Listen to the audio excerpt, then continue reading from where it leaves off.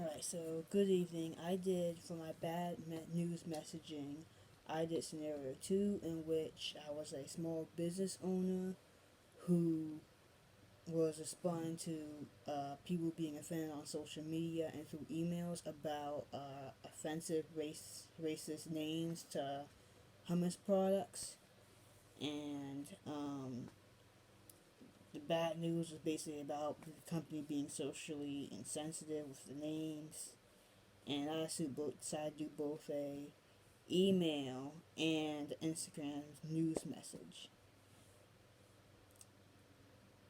And once it comes to the news message, this reminds me of the Reformation message video in which the CEO resigned, but this is not a likely option for a small business because then you have to find a new CEO, find someone to replace you, or sell the company, which would be too complicated, and that just may not be an option income wise for a small business owner.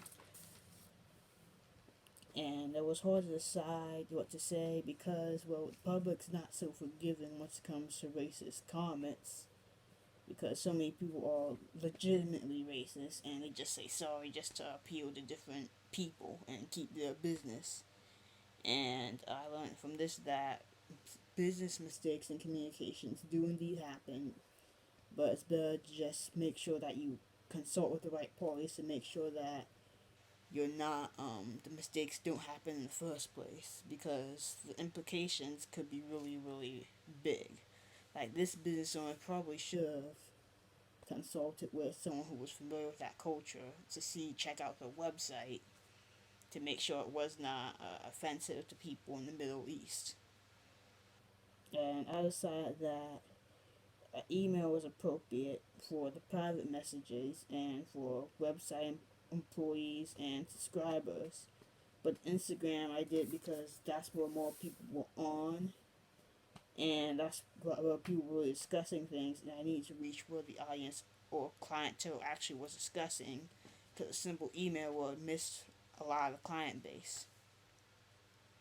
And I learned that overall business writing isn't as intimidating as I thought. It's just another formal writing, and whenever you write, you have to be conscious of the audience's view, and that what helps because I just envision how would the audience think about this letter if I would read it, and whether or not it would resonate with me well, and that's how you do it, and that's what the readings also said.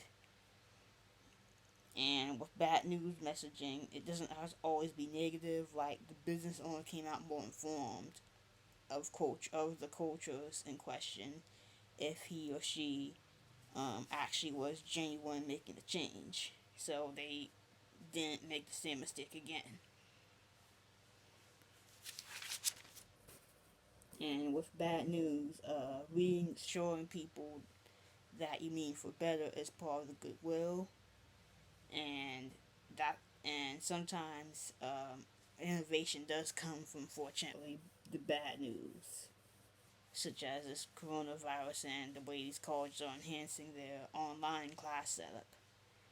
And with bad news, I learned that you don't want to highlight the negative. You have to pause to let people properly be informed of the negative, but at the same time, not making people feel down and just feel down and freaking go, oh no, and just panic because people can overreact to you sound overly negative.